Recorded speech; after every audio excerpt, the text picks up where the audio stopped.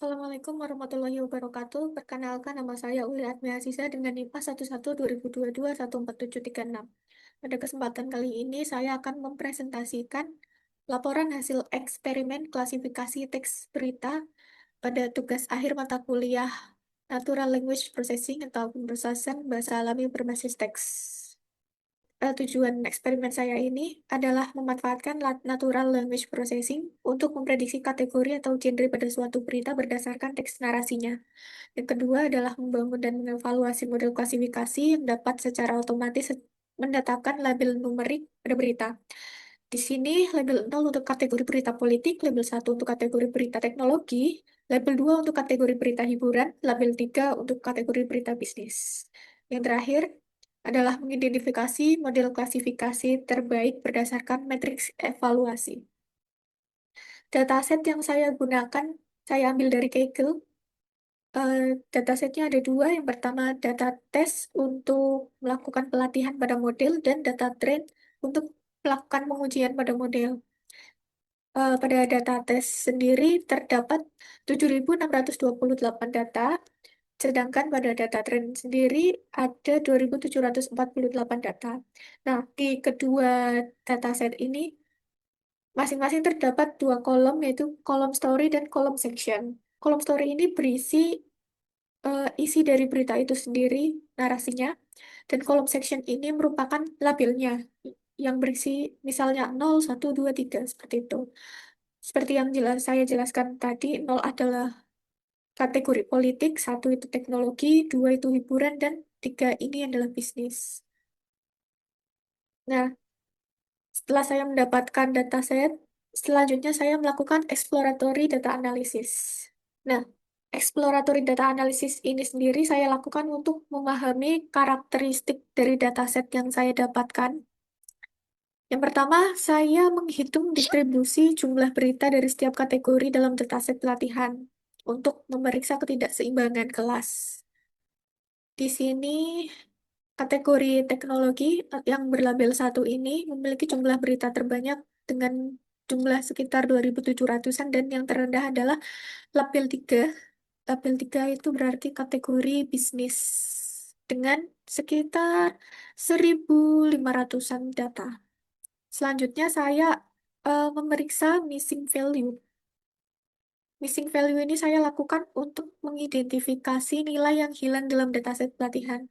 Jadi berdasarkan eksperimen yang telah saya lakukan, tidak ada missing value di dalam kolom story maupun di kolom section.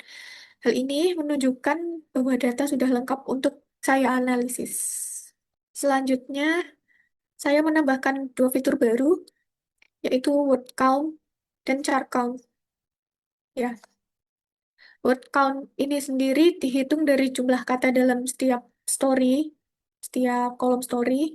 Nah, di histogramnya sendiri menunjukkan mayoritas artikel memiliki jumlah kata antara sekitar 100 hingga 200, meskipun mungkin ada beberapa artikel yang lebih panjang dari itu.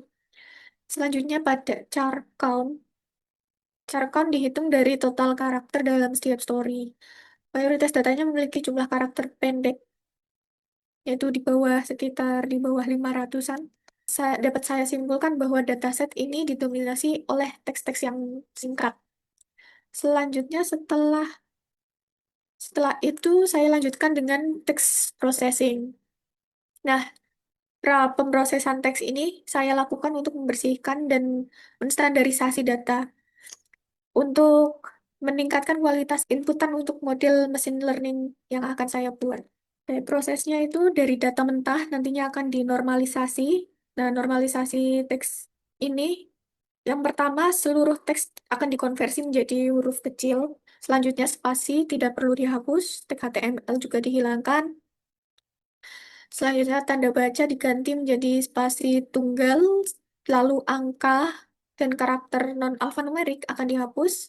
Selanjutnya, spasi berulang juga nantinya akan diganti dengan satu spasi tunggal. Selanjutnya, saya melakukan stop word removal. Pada tahap ini, kata-kata umum yang minim kontribusi makna, misalnya kalau dalam bahasa Inggris, karena dataset saya menggunakan bahasa Inggris, misalnya kata seperti and, the, itu dihapus dengan berdasarkan stop word bahasa Inggris dari pustaka NLTK. Selanjutnya, setelah stop word removal, saya lakukan lematisasi. Lematisasi ini mengubah kata-kata ke bentuk dasar atau bentuk kamus, misalnya running, runs, akan diubah menjadi bentuk dasarnya yaitu run. Selanjutnya, tahapan-tahapan tersebut akan digabungkan ke dalam fungsi final preprocess. Nah, di tahap ini akan menghasilkan kolom baru bernama clean text. Clean text ini berisi teks yang telah dibersihkan dan distandarisasi. Setelah itu, saya lakukan vektorisasi teks. Setelah pra-pemrosesan tadi, selanjutnya teks harus diubah menjadi representasi numerik vektor agar diproses oleh algoritma machine learning. Metode vektorisasi yang saya pakai adalah TF-IDF. Nah, TF-IDF ini mengevaluasi seberapa penting sebuah kata bagi sebuah dokumen dalam koleksi. Semakin tinggi nilainya, semakin relevan pula kata tersebut. Selanjutnya, pada tahap pemodelan, saya menggunakan dua model, yaitu regresi, logistic regression, dan Naive Bayes. Data pelatihannya sendiri saya bagi menjadi training set dan testing set dengan rasio 80% untuk data pelatihan dan 20% untuk data pengujian. Pada model regresi logistik, menunjukkan akurasi sebesar 0,97 atau 97% dengan confusion metriknya yang mengindikasikan kemampuan model dalam mengklasifikasikan sebagian besar contoh dengan benar di semua kategori. Selanjutnya pada naive Bayes itu akurasinya mencapai 94%. Meskipun presisinya cukup tinggi, tapi untuk beberapa kelas itu misalnya kelas 2 pada recall kelas 2 ini sedikit lebih rendah dibandingkan dengan logistic regression. Berdasarkan perbandingan metrik akurasi dari classification report secara keseluruhan, logistic regression itu merupakan model yang lebih baik untuk klasifikasi berita ini. Dengan akurasi yaitu sebesar 97%, logistic regression juga terbilang lebih konsisten dibandingkan dengan naive Bayes. Setelah menemukan model terbaik yaitu logistic regression, selanjutnya model ini digunakan untuk memprediksi kategori berita pada dataset yang telah saya siapkan untuk testing. Proses prediksinya sama. Yang pertama ada pemrosesan, dilanjutkan dengan vektorisasi, dan terakhir itu proses prediksi kategorinya. Hasil prediksinya, ini adalah contohnya.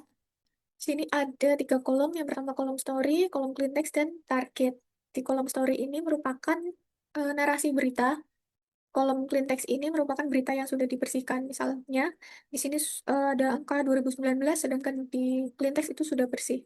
Tidak ada angkanya. Dan ada di story-nya ini ada kata will. Will kan itu sering digunakan dalam bahasa Inggris. Nah, di clean text ini sudah tidak ada. Berarti proses pembersihannya telah berhasil dilakukan. Dan setelah berhasil dilakukan, akan menghasilkan target satu.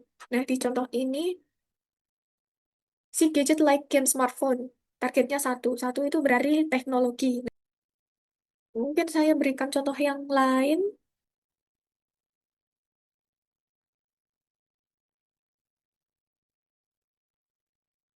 Oke, di sini ada huruf kapital semua. Kapitalnya sudah berubah menjadi huruf kecil semua. Dan menghasilkan target nol. Nol berarti berita ini membahas tentang politik. Nah, dari eksperimen yang telah saya lakukan, dapat saya simpulkan bahwa eksperimen ini telah berhasil mengevaluasi beberapa model klasifikasi untuk mengkategorikan berita berdasarkan teks narasinya. Dari dua model yang telah saya uji, yaitu logistic regression dan Naive Bayes, model logistic regression itu lebih efektif dengan mencapai 97% daripada model Naive Bayes. Hasil ini menunjukkan bahwa kombinasi dari teknik pra-pemrosesan yang telah saya lakukan itu tepat dan berdampak efektif dalam menangkap informasi relevan yang dibutuhkan untuk keperluan klasifikasi berita. Demikian presentasi dari saya. Terima kasih. Wassalamualaikum warahmatullahi wabarakatuh.